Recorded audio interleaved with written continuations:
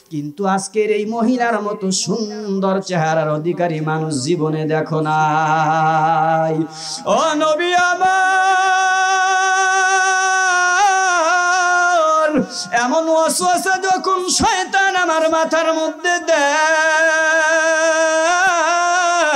ও নবী আমার, তখন আমার হাতের লাইট যখন আমি কবরের মধ্যে মারি, মারার পর তাকায় দেখলাম আমার জীবনে কত কবর খনন করেছি, আরে কত লাশ নাই আমি দেখলাম, কিন্তু আজকের এই লাশের মতো সুন্দর চেহারার অধিকারী লাশ তো আমার জীবনে আমি কোনোদিন দেখতে পাই নাই। ও নবী আমার, আমি নিজেকে আর কন্ট্রোল করতে পারলাম না, নিজেকে আর আমি ধরে রাখতে পারি না। ও নবী, আমি একজন কেমন গুনাহগার জানেন? আমি ওই কবরের মধ্যে পুনরায় যখন আমি নামার পর ওই লাশটার সাথে আমি জিনাহে লিপ্ত হয়ে গেলাম। আওয়াজ দিয়ে বলেন নাউজুবিল্লাহ।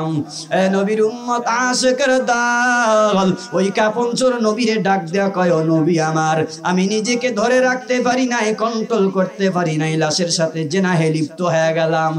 আমি যখন জিনাহ করি করার পর আমার কাজ আমি সম্পূর্ণ করার পর যখন আমি কবর থেকে লাফ মেরে চলে আসলাম, আমি যখন বাড়ির দিকে রওনা করব, যখন আমি কয়েক কদম আমি আগে বাড়লাম, তখন কে যেন পিছন থেকে ডাক দিয়া কয়,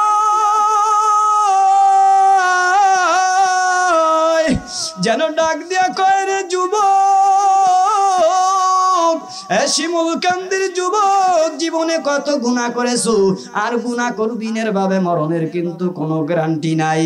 আজকের মাহফিল থেকে আগামীকাল তোমাদের শেষ মাহফিল হয়ে যাবে, শেষ মাহফিল থেকে তোমরা তওবা করবা, আর জীবনে কোনোদিন গুনাহ করবি না।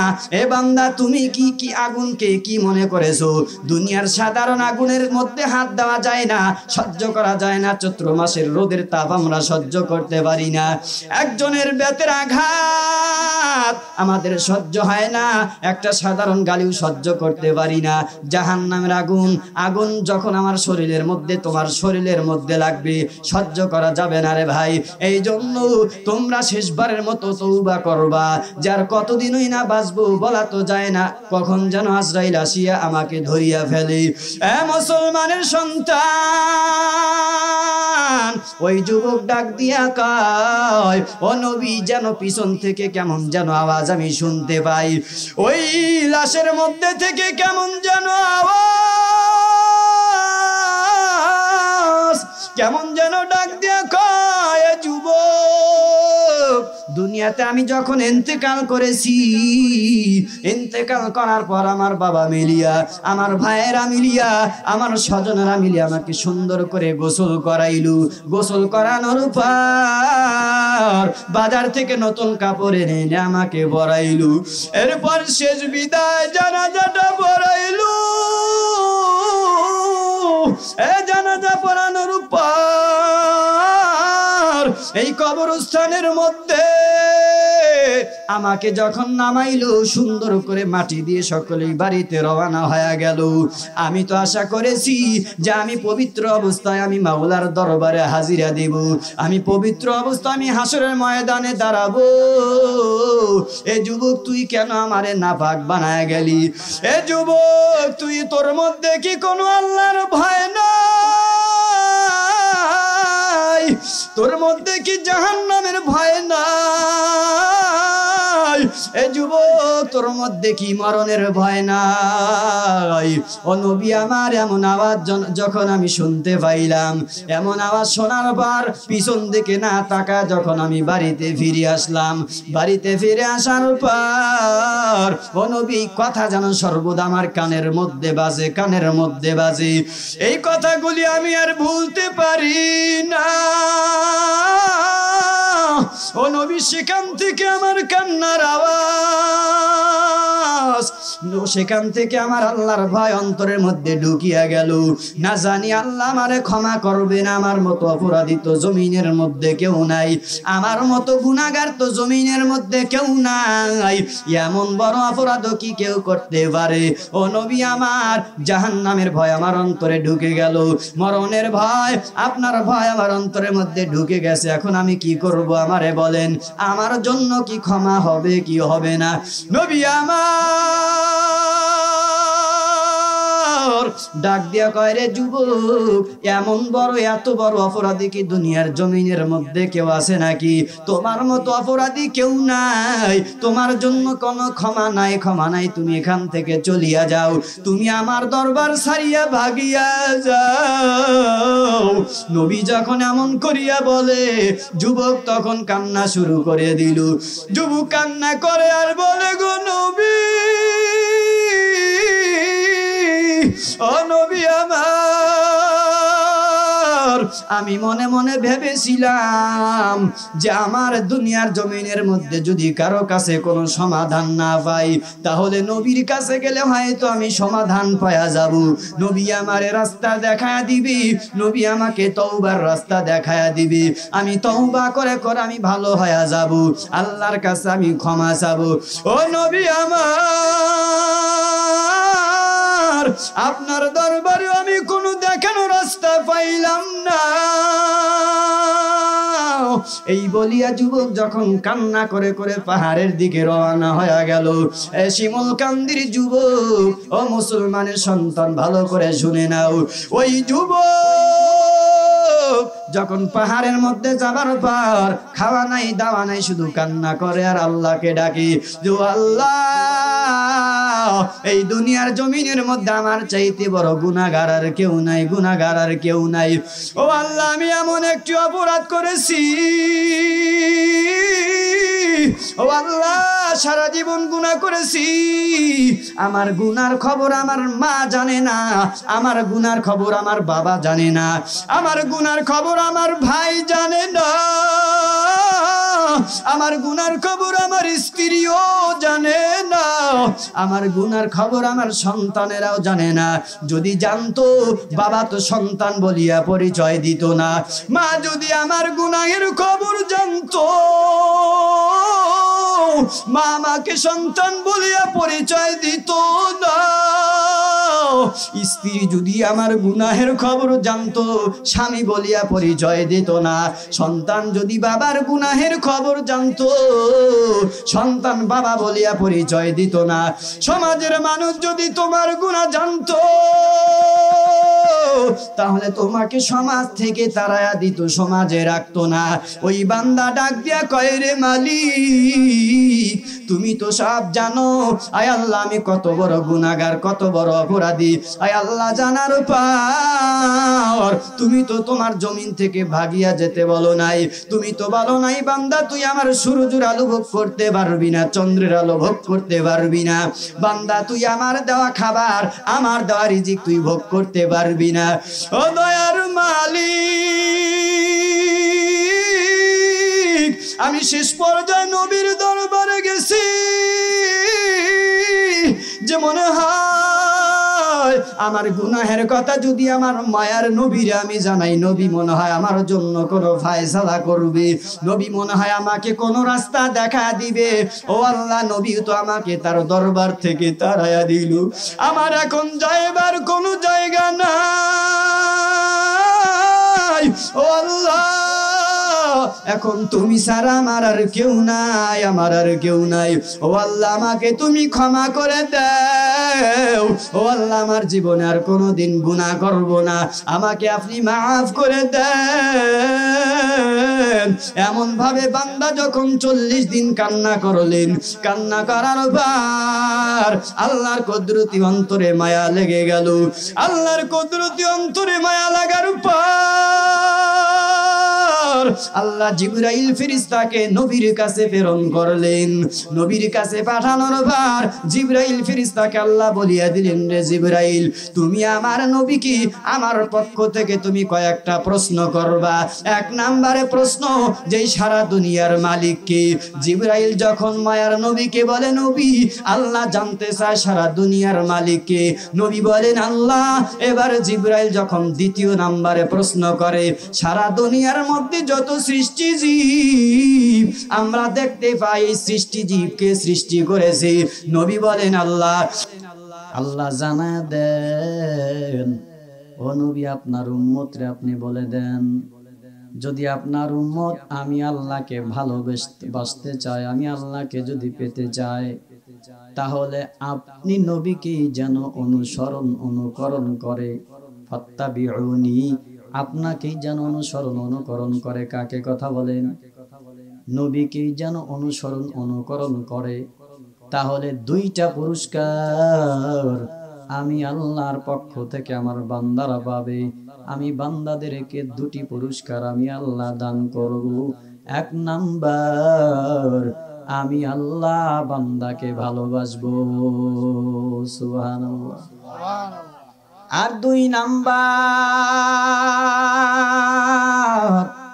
আল্লাহ জানায়া দেন, দুই নাম্বার আমি বান্দার জীবনের সব গুনাহ ক্ষমা করে দিব। আওয়াজ দিয়ে বলা যাবে কি সুবহানাল্লাহ? নবীকে অনুসরণ করতে বলেছেন কে? আওয়াজ দিয়ে বলেন কে? নবীকে যদি অনুকরণ করে আমরা চলতে পারি, আমাদের লস না লাভ? নবীকে অনুসরণ করে করে আমাদেরকে চলতে হবে, তাহলে আমরা আল্লাহ পর্যন্ত পৌঁছতে পারবো, আল্লাহকে আমরা চিনতে পারবো, আল্লাহর ভালোবাসা আমরা পাবো। আল্লাহ আমাদেরকে উপরে খুশি হবার পর আল্লাহ আমাদের জিন্দেগির গুনাহ ক্ষমা করে দিবে। নবীর উম্মত আশিকের দল, আজ শিমুলকান্দি এলাকার মধ্যে কোরআনের মাহফিল, আজ মাইকিং করে, ব্যানার করে, পোস্টার করে, ফেসবুকের মাধ্যমে লোক জমানো যায় না। এই যে দ্বিতীয় নাম্বারের বক্তা বলে গেলেন, যদি এখানে কোনো গান বাজনা, নাচ গানের অনুষ্ঠান করা হইতো, তাহলে এত ছোট প্যান্ডেল কেন? প্যান্ডেল ছাড়া মাঠে ময়দানে জায়গা দেওয়া যেত না, ঠিক কিনা বলে? নবীর উম্মত আশিকের দল, অনুসরণ করতে হবে নবীকে। সাহাবা আজমাইন কি করে গেছেন? সাহাবা আজমাইন অনুকরণ করেছে নবীকে। আমরা অনুকরণ করব সাহাবা আজমাইন নবীকে। নবীর উম্মত আশিক,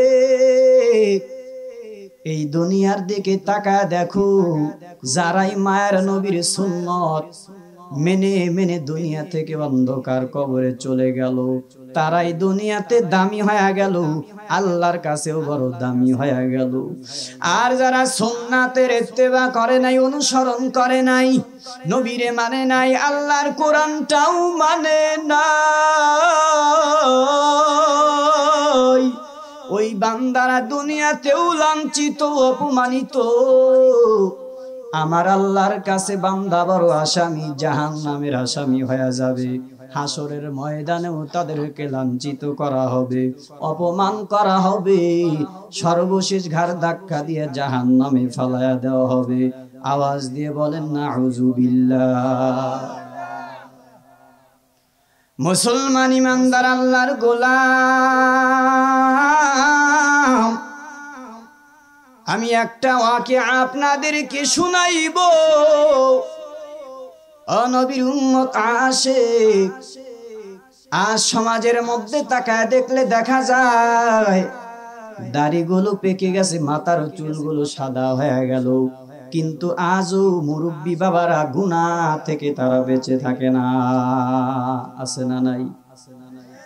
চায়ের দোকানের মধ্যে টিভির আওয়াজ, এক পাশে চা খায়, আর এক পাশে আর এক হাতের মধ্যে বিড়ি, আর সামনে হলো টেলিভিশন। দেখে কি দেখেন আপনাদের এখানকার মানুষ?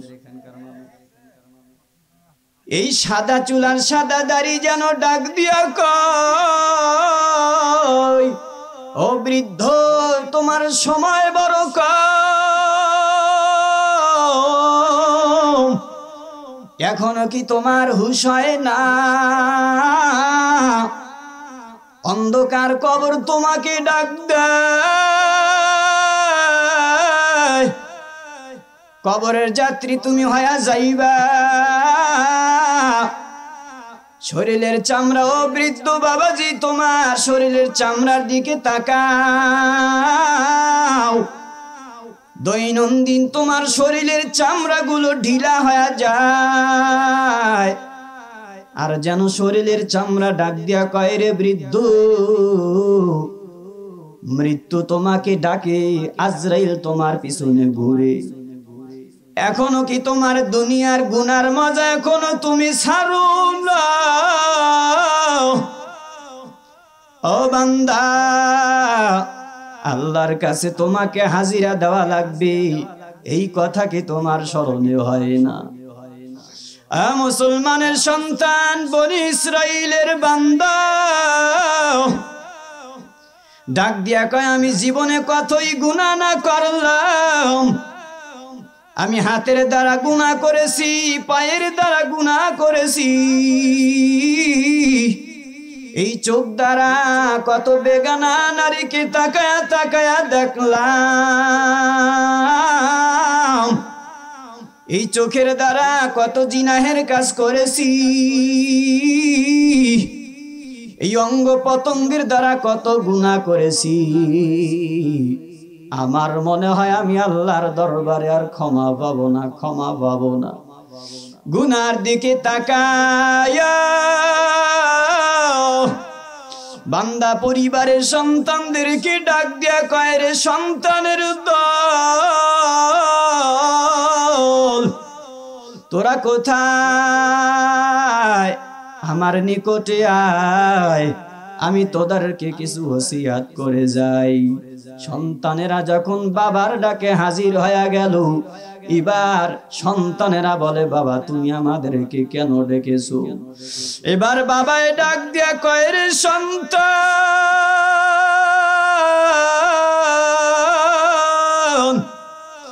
তোমাদের বাবা আমি,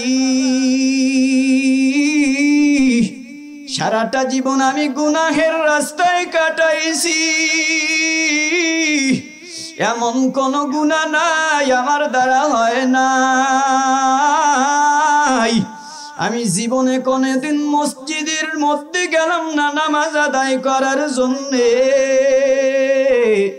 আমি কোনদিন কোরআনটা নিয়ে বসলাম না তেলাওয়াত করার জন্যে, আমি কোনদিন জিকির করি নাই, যাকাত দিতে পারি নাই, হজ করতে পারি নাই, মানুষের সাথে ভালো ব্যবহারও করতে পারি নাই। তবে এখন আমার চুলগুলো সাদা হয়ে গেল, দাড়ি সাদা হয়ে গেল, চামড়া ঢিলা হয়ে গেল, এখন আমার অন্তরে বড় জাহান্নামের ভয়।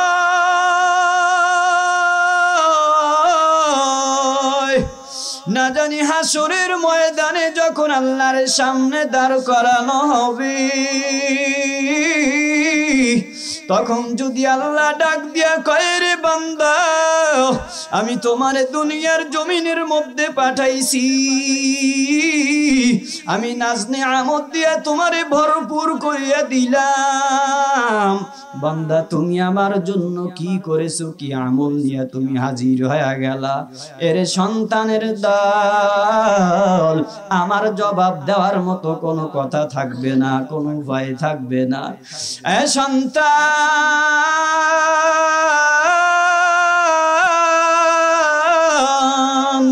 আমার যখন মরণ হয়ে যাবে, এ সন্তান দুনিয়ার একটা নিজাম, মানুষগুলো যখন মারা যায় তখন কাফনের কাফন করানো হয়, গোসল দেওয়ানোর পর এরপর জানাজার নামাজ দেওয়া হয়, জানাজার নামাজ দেওয়ানোর পর কবরে নামানো হয় কিনা বলেন, কথা বলেন। মানুষদেরকে কবরে নামানো হয়। এ বান্দা, এ আমার সন্তানের দল, আমার যখন ইন্তেকাল হয়ে যাবে তখন তোমরা সন্তান ওই মানুষের মতো আমাকে তোমরা কবরে নামাইবা না, আমাকে তোমরা কবরে নামাইবা না, আমাকে তোমরা মাটি দিয়ে ঢেকে রাখবা না। সন্তানেরা বলে, বাবা তাহলে তোমাকে আমরা কি করব? ও বাবা, আপনি আমাদেরকে জানায়া দেন। ওই বাবা ডাক দিয়া কয়, আমার ইন্তেকালের পর তোমরা আমি বাবার লাশটাকে আগুন জ্বালায়া জ্বালায়া আমার লাশটা তোমরা পুরায়া ফেলবা, আমার লাশটা তোমরা কবরস্থ করবা না। আমার লাশটা পোড়ানোর পর দুটো ভাগ করে ফেলবা আমার লাশের ছাই। দুটো ভাগ করার পর একটি ভাগ তোমরা নদীর পানির সাথে মিশায়া দিবা, আর অপর একটি ভাগ বাতাসের সাথে তোমরা উড়াইয়া ফেলবা। এবার যখন বাবা সন্তানদের ওসিয়ত করে যায়, সন্তানেরা ডাক দিয়া কয়, বাবা বুঝলাম, আপনার কথা বুঝলাম, তবে আপনার লাশটা ছাই বানানোর পর কেন আমরা এক ভাগ পানির সাথে মিশায় দিব আর অপর ভাগ কেন আমরা বাতাসের সাথে মিশায় দিব? বাবা ডাক দিয়া কয়, রে সন্তান, আল্লাহ তো আমাকে হাসরের ময়দানে হাজির করবে, যদি কবর দেওয়া হয় আল্লাহ তো আমাকে ধরেই ফেলবে, আমি জবাব দিতে পারবো না। আমি তো গুনাহ করে করে জিন্দেগিটা কাটাইছি। শিমুল কান্দির মুসলমান, ও ধনুটেলাকার মা, আর জীবনে কত গুনাহ করবা, মরণের কিন্তু কোনো গ্যারান্টি নাই রে মা। আজরাইল যদি আসিয়া যায়, এ বান্দা তুমি মনে করেছো আমি কোটি টাকার মালিক হয়ে গেলাম, আমি 10 তলা বিল্ডিং বানাইলাম, বগুড়াতে বানাইলাম, ঢাকায় বানাইলাম, আমেরিকাতে বানাইছি। এই টাকার বিনিময়ে কিন্তু আজরাইলকে কুরাই করা যাবে না, কারণ আজরাইলকে কোটি টাকার বিনিময়ে একটা সেকেন্ড তার থেকে নেওয়া যাবে না। এরে মুসলমানের সন্তান, সময় থাকতে বুঝে বুঝে কবরের দিকে রওনা দিও রে ভাই। নিজের হিসাব না মিলাইয়া কেউ কবরে যায়ও না, কারণ কবরের কথা বড় ভয়ঙ্কর। এই ভয়ঙ্কর কথা আল্লাহ কোরআনের মধ্যে অনেক জায়গায় জানায়া দিয়েছেন। আল্লাহর বান্দা যখন ডাক দিয়া কয়, আমার লাশটা ছাই বানায় দুটো ভাগ 2 জায়গার মধ্যে ফেলাইবি, কিছুদিন পর যখন আল্লাহর বান্দার ইন্তেকাল হয়ে যায়, সন্তানেরা বাবার ওসিয়াত অনুযায়ী এবার আগুন জ্বালায় যখন বাবার লাশটাকে পোড়াইলো, দুটো ভাগ ছাই বানাইলো, একটি ভাগ সাগরের পানির সাথে মিশায়া দিল, আর অপর একটি ভাগ বাতাসের সাথে যখন উড়াইয়া দিল, এবার ডাক দিয়া ফেরেশতারা কয়, রে আল্লাহর বান্দা, এত বড় নাফরমানি কেন তুই করলি? দুনিয়াতে বেঁচে থাকার অবস্থায় তুই কোনোদিন নামাজ আদায় করো নাই, আল্লাহর হুকুম ঠিক মতো মানতে পারো নাই, নবীজির সুন্নাত অনুযায়ী তুমি চলতে পারো নাই, সারাটা জীবন গুনাহ করে করে অন্যায় করে করে কাটাইছো, আবার মরণের পূর্বে সন্তানদের ওসিয়ত করেছো যেন মারা যাবার পর তোমার লাশটাকে ছাই বানায় আগুনে বাতাসে আর পানির সঙ্গে যেন মিলায়া দেওয়া হয়। এবার আল্লাহকে ডাক দিয়া ফেরেশতারা কয়, রে মালিক,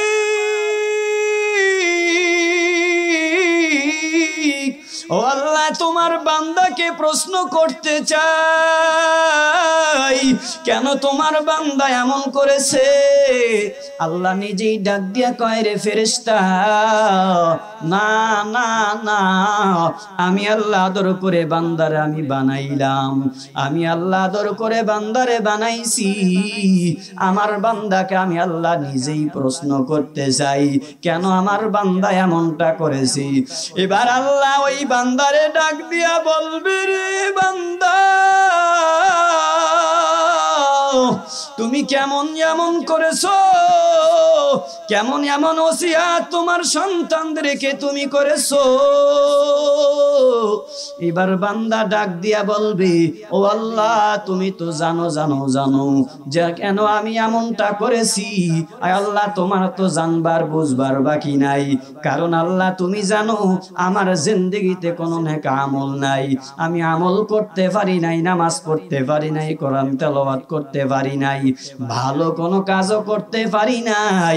এখন আমার মরণের সময় বড় ভয় লাগিয়া গেল যে হাসরের ময়দানে আপনি যখন আসামির কাঠগড়ায় দাঁড় করাইবেন, তখন আমি আপনার সামনে কি জবাব দিব? এই জন্য আমার সন্তানদেরকে আমি বলেছি,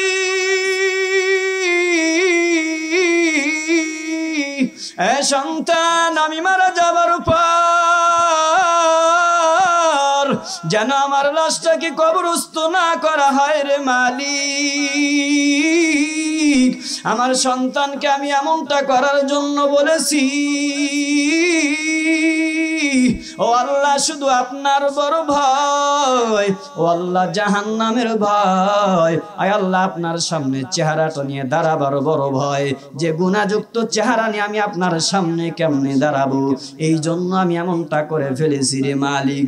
আল্লাহ ডাক দিয়া ফেরেশতাদেরকে বলে, রে ফেরেশতার দল,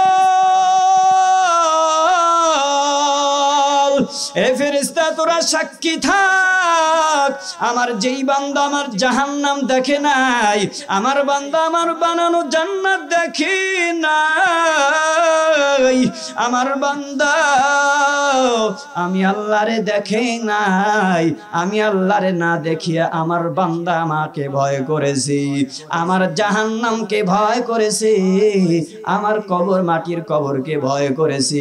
এ ফেরেশতা তোরা সাক্ষী থাক, আমি আল্লাহর কুদরতি অন্তর বড় ঠান্ডা হয়ে গেল, যার কারণে আমার বান্দার এই ভয় পাওয়ার কারণে, আমি আল্লাহর ভয় তার অন্তরে থাকার কারণে আমি আল্লাহ ওই বান্দার জিন্দেগির সব গুনাহগুলো ক্ষমা করিয়া দিলাম। সুবহানাল্লাহ, আওয়াজ দিয়ে বলেন না সুবহানাল্লাহ।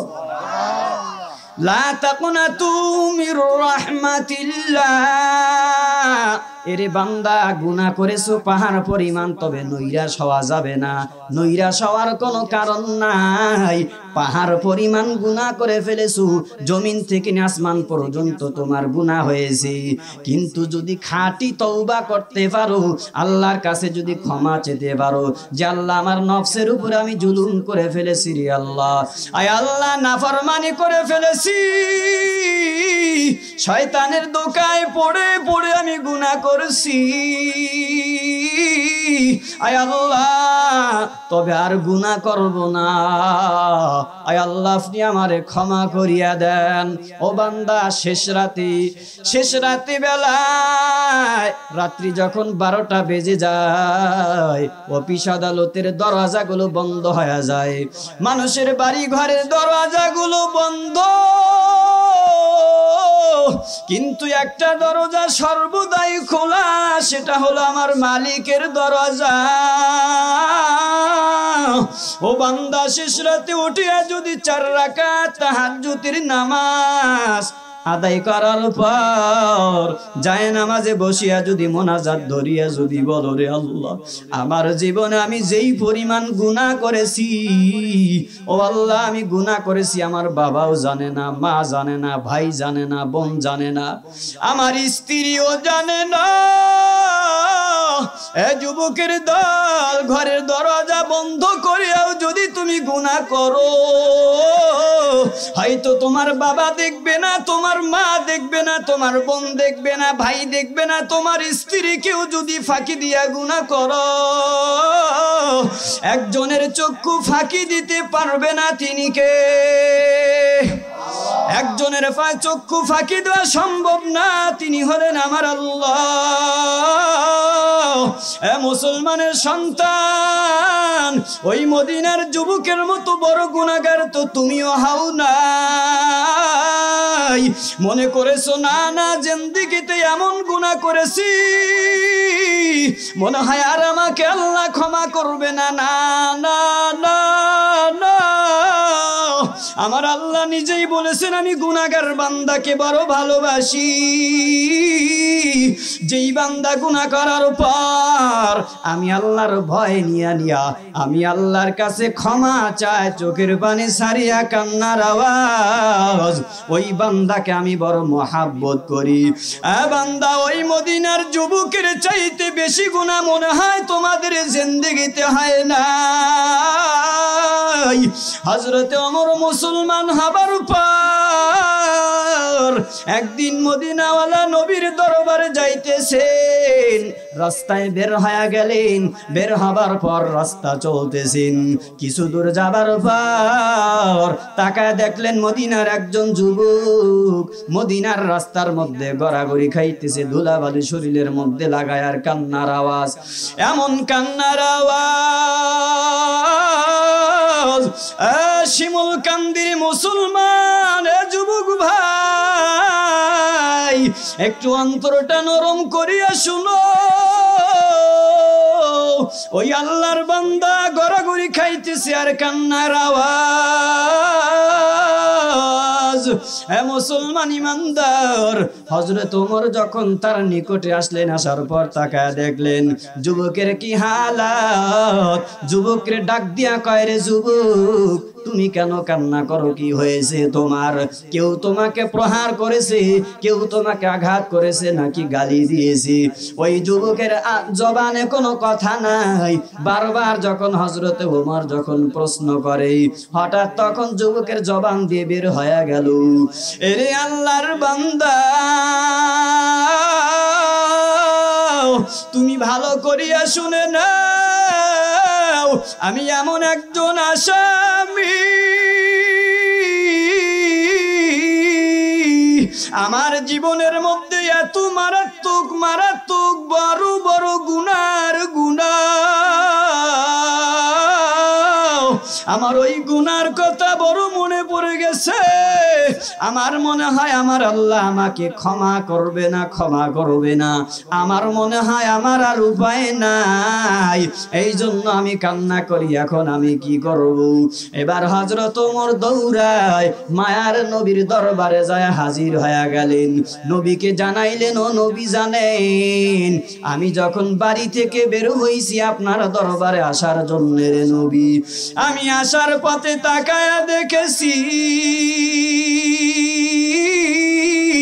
মদিনার একজন যুবক ওই মদিনার রাস্তার ধুলাবালির মধ্যে গড়ায়া গড়ায়া কান্নার আওয়াজ করে আর মদিনার ধুলাবালি শরীরের মধ্যে লাগায়।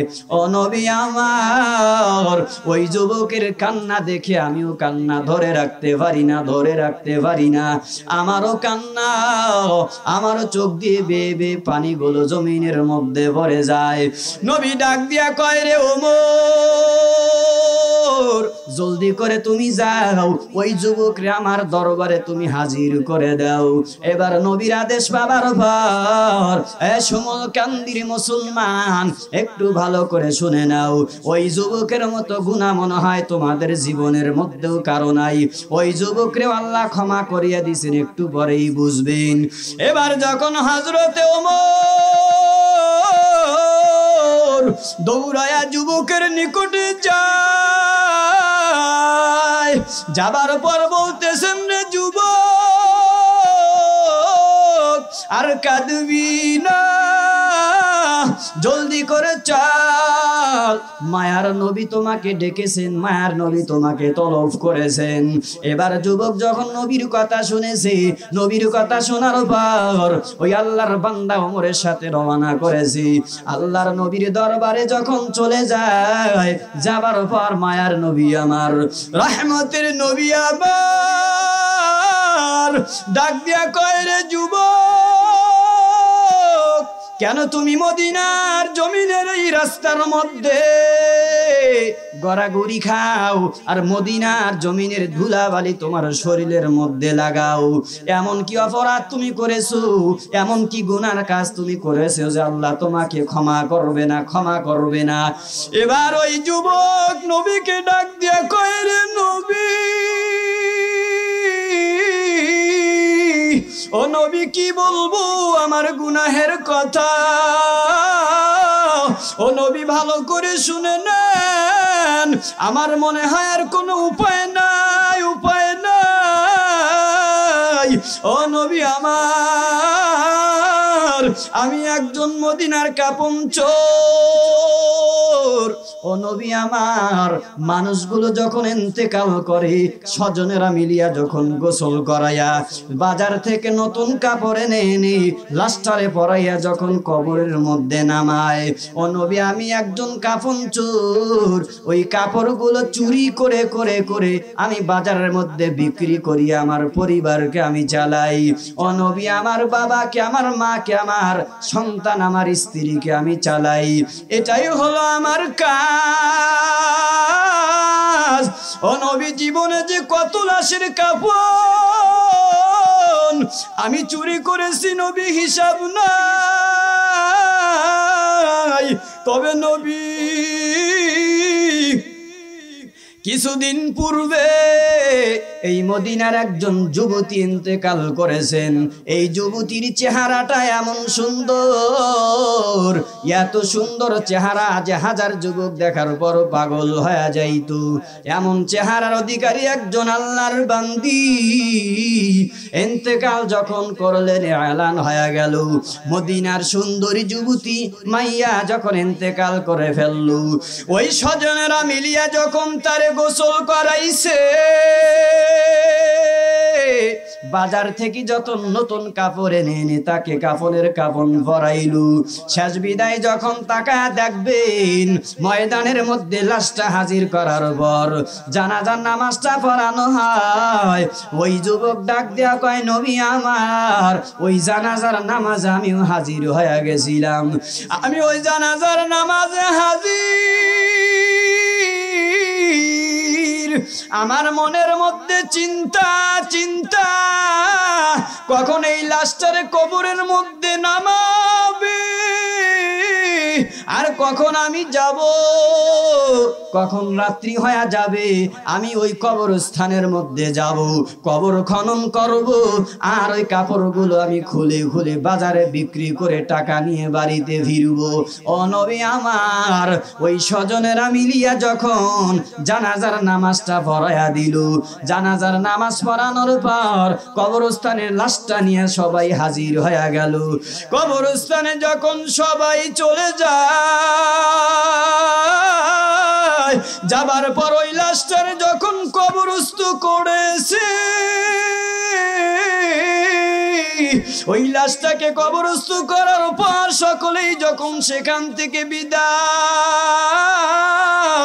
নিয়ে যখন বাড়িতে আসে, ও নবী, ধীরে ধীরে সূর্য যখন পশ্চিম আকাশে ডুবে গেল, রাত্রি শুরু হয়ে গেল।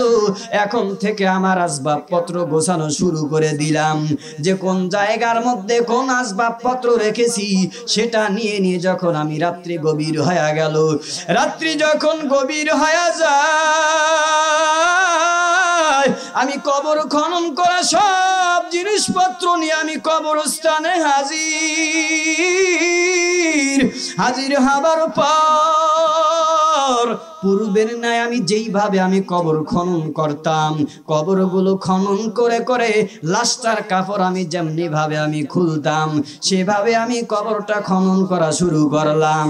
আমি এক পর্যায়ে মাটিগুলো সরানোর পর লাশটা থেকে আমি কাপড়গুলো আমি যখন খুলতেছিলাম, ছেলেদের জন্য 3টা কাপড় আর মেয়েদের জন্য আম্মাজানদের জন্য হলো 5টা কাপড়। এই চোর ডাক দিয়া কয়, রে নবী, ও নবী, আপনি জানেননি ওই কবরের মধ্যে যখন আমি নামার পর আমি যখন ওই লাশের গা থেকে যখন আমি কাপড়গুলো খুলতেছিলাম, একে একে 5টা কাপড় খুললাম। খোলার পর যখন আমি কবর থেকে লাফ দিয়ে জমিনের মধ্যে উঠেছি, বাড়ির দিকে এখন রওনা করব, এমন সময় আমার মাথার মধ্যে কুবুদ্ধি ঢুকে গেল। শয়তানের ওয়াসওয়াসা আমাকে দিতে লাগলো।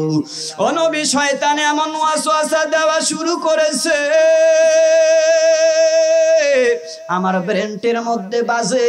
কে যেন ডাক দিয়া কয়, রে যুবক, দুনিয়ার জমিনের মধ্যে কত কবর খনন করেছো, কত লাশের কাপড় তুমি চুরি করেছো, কিন্তু আজকের এই মহিলার মতো সুন্দর চেহারার অধিকারী মানুষ জীবনে দেখো নাই। ও নবী আমার, এমন ওয়াসওয়াসা যখন শয়তান আমার মাথার মধ্যে দেয়, ও নবী আমার, তখন আমার হাতের লাইট যখন আমি কবরের মধ্যে মারার পর তাকায় দেখলাম আমার জীবনে কত কবর খনন করেছি, আরে কত লাশ নাই আমি দেখলাম, কিন্তু আজকের এই লাশের মতো সুন্দর চেহারার অধিকারী লাশ তো আমার জীবনে আমি কোনোদিন দেখতে পাই নাই। ও নবী আমার, আমি নিজেকে আর কন্ট্রোল করতে পারলাম না, নিজেকে আর আমি ধরে রাখতে পারি না। ও নবী, আমি একজন কেমন গুনাহগার জানেন? আমি ওই কবরের মধ্যে পুনরায় যখন আমি নামার পর ওই লাশটার সাথে আমি জিনাহে লিপ্ত হয়ে গেলাম। আওয়াজ দিয়ে বলেন নাউজুবিল্লাহ। এ নবীর উম্মত আশিকের দল, ওই কাপনচোর নবীরে ডাক দেয়া কয়, ও নবী আমার, আমি নিজেকে ধরে রাখতে পারি নাই, কন্ট্রোল করতে পারি নাই, লাশের সাথে জিনাহে লিপ্ত হয়ে গেলাম। আমি যখন জিনাহ করি করার পর আমার কাজ আমি সম্পূর্ণ করার পর যখন আমি কবর থেকে লাফ মেরে চলে আসলাম, আমি যখন বাড়ির দিকে রওনা করব, যখন আমি কয়েক কদম আমি আগে বাড়লাম, তখন কে যেন পিছন থেকে ডাক দিয়া কয়, যেন ডাক দিয়া কয়, রে যুবক, শিমুল কান্দির যুবক, জীবনে কত গুনাহ করেছো, আর গুনাহ করবিনের ভাবে মরণের কিন্তু কোনো গ্যারান্টি নাই। আজকের মাহফিল থেকে আগামীকাল তোমাদের শেষ মাহফিল হয়ে যাবে, শেষ মাহফিল থেকে তোমরা তওবা করবা, আর জীবনে কোনোদিন গুনাহ করবি না। এ বান্দা, তুমি কি আগুনকে কি মনে করেছো? দুনিয়ার সাধারণ আগুনের মধ্যে হাত দেওয়া যায় না, সহ্য করা যায় না। চৈত্র মাসের রোদের তাপ আমরা সহ্য করতে পারি না, একজনের বেতের আঘাত আমাদের সহ্য হয় না, একটা সাধারণ গালিও সহ্য করতে পারি না। জাহান্নামের আগুন যখন আমার শরীরের মধ্যে, তোমার শরীরের মধ্যে লাগবে, সহ্য করা যাবে না রে ভাই। এই জন্য তোমরা শেষবারের মতো তওবা করবা, যার কতদিনই না বাঁচবো বলা তো যায় না, কখন যেন আজরাইল আসিয়া আমাকে ধরিয়া ফেলে। এ মুসলমানের সন্তান, ওই যুবক ডাক দিয়া কয়, ও নবী, যেন পিছন থেকে কেমন যেন আওয়াজ আমি শুনতে পাই, ওই লাশের মধ্যে থেকে কেমন যেন আওয়াজ, কেমন যেন ডাক দিয়া কয়, যুবক, দুনিয়াতে আমি যখন ইন্তেকাল করেছি, ইন্তেকাল করার পর আমার বাবা মিলিয়া, আমার ভাইয়েরা মিলিয়া, আমার স্বজনেরা মিলিয়া আমাকে সুন্দর করে গোসল করাইলু। গোসল করানোর পর বাজার থেকে নতুন কাপড় এনে আমাকে পরাইলু। এরপর শেষ বিদায় জানাজাটা পরাইলু। জানাজা পড়ানোর পর এই কবরস্থানের মধ্যে আমাকে যখন নামাইলো, সুন্দর করে মাটি দিয়ে সকলেই বাড়িতে রওনা হয়ে গেল। আমি তো আশা করেছি যে আমি পবিত্র অবস্থায় আমি মাওলার দরবারে হাজিরা দেব, আমি পবিত্র অবস্থায় আমি হাসরের ময়দানে দাঁড়াবো। এ যুবক তুই কেন আমারে নাপাক বানায় গেলি? এ যুবক তুই, তোর মধ্যে কি কোনো আল্লাহর ভয় নাই? তোর মধ্যে কি জাহান্নামের ভয় নাই? এ যুবক তোর মধ্যে কি মরণের ভয় নাই? ও নবী আমার, এমন আওয়াজ যখন আমি শুনতে পাইলাম, এমন আওয়াজ শোনার পর পিছন দিকে না তাকা যখন আমি বাড়িতে ফিরে আসলাম, বাড়িতে ফিরে আসার পর ও নবী কথা যেন সর্বদা আমার কানের মধ্যে বাজে, কানের মধ্যে বাজে। এই কথাগুলি আমি আর ভুলতে পারি না। ও নবী, সেখান থেকে আমার কান্নার আওয়াজ, সেখান থেকে আমার আল্লাহর ভয় অন্তরের মধ্যে ঢুকিয়া গেল। না জানি আল্লাহ আমারে ক্ষমা করবে না। আমার মতো অপরাধী তো জমিনের মধ্যে কেউ নাই, আমার মতো গুনাহগার তো জমিনের মধ্যে কেউ নাই। এমন বড় অপরাধ কি কেউ করতে পারে? ও নবী আমার, জাহান্নামের ভয় আমার অন্তরে ঢুকে গেল, মরণের ভয়, আপনার ভয় আমার অন্তরের মধ্যে ঢুকে গেছে। এখন আমি কি করব আমারে বলেন? আমার জন্য কি ক্ষমা হবে কি হবে না? নবী আমার ডাক দিয়া কয়, রে যুবক, এমন বড় এত বড় অপরাধী কি দুনিয়ার জমিনের মধ্যে কেউ আছে নাকি? তোমার মতো অপরাধী কেউ নাই, তোমার জন্য কোনো ক্ষমা নাই, ক্ষমা নাই। তুমি এখান থেকে চলিয়া যাও, তুমি আমার দরবার ছাড়িয়া ভাগিয়া যাও। নবী যখন এমন করিয়া বলে, যুবক তখন কান্না শুরু করে দিল। যুবক কান্না করে আর বলে, গো নবী, ও নবী আমার, আমি মনে মনে ভেবেছিলাম যে আমার দুনিয়ার জমিনের মধ্যে যদি কারো কাছে কোনো সমাধান না পাই, তাহলে নবীর কাছে গেলে হয়তো আমি সমাধান পাওয়া যাব। নবী আমারে রাস্তা দেখায়া দিবি, নবী আমাকে তওবার রাস্তা দেখায়া দিবি, আমি তওবা করে করে আমি ভালো হয়ে যাব, আল্লাহর কাছে আমি ক্ষমা চাবো। ও নবী আমার, আপনার দরবারে আমি কোনো দেখানো রাস্তা পাইলাম না। এই বলিয়া যুবক যখন কান্না করে করে পাহাড়ের দিকে রওনা হয়ে গেল। শিমুল কান্দির যুবক, ও মুসলমানের সন্তান, ভালো করে শুনে নাও। ওই যুবক যখন পাহাড়ের মধ্যে যাবার পর খাওয়া নাই দাওয়া নাই, শুধু কান্না করে আর আল্লাহকে ডাকে, যে আল্লাহ,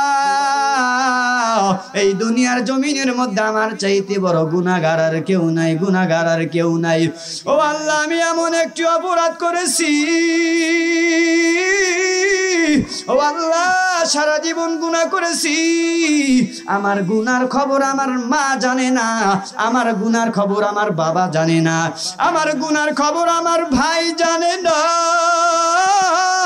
আমার গুনার খবর আমার স্ত্রীও জানে না, আমার গুনার খবর আমার সন্তানেরাও জানে না।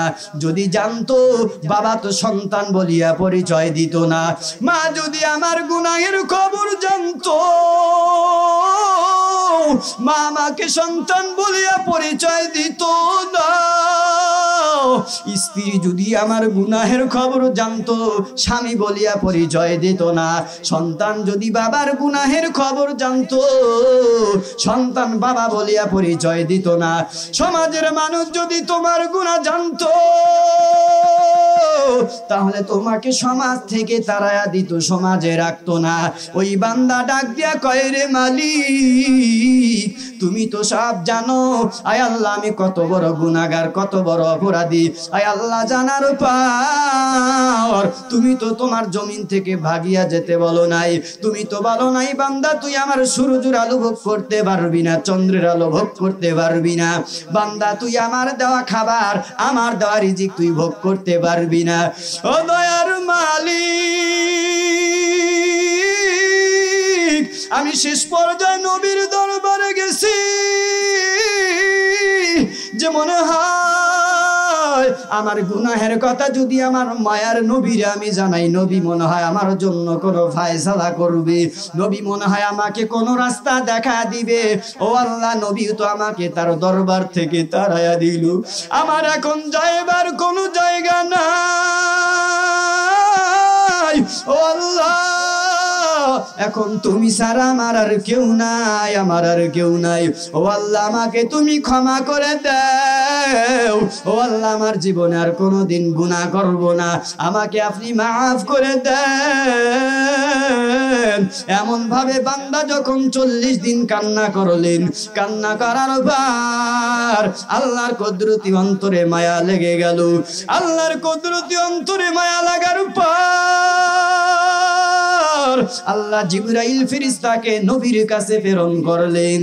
নবীর কাছে পাঠানোর পর জিবরাইল ফেরেশতাকে আল্লাহ বলিয়া দিলেন, রে জিবরাইল, তুমি আমার নবীকে আমার পক্ষ থেকে তুমি কয়েকটা প্রশ্ন করবা। 1 নম্বরে প্রশ্ন, যেই সারা দুনিয়ার মালিক কে? জিবরাইল যখন মায়ার নবীকে বলে, নবী, আল্লাহ জানতে চায় সারা দুনিয়ার মালিক কে? নবী বলেন আল্লাহ।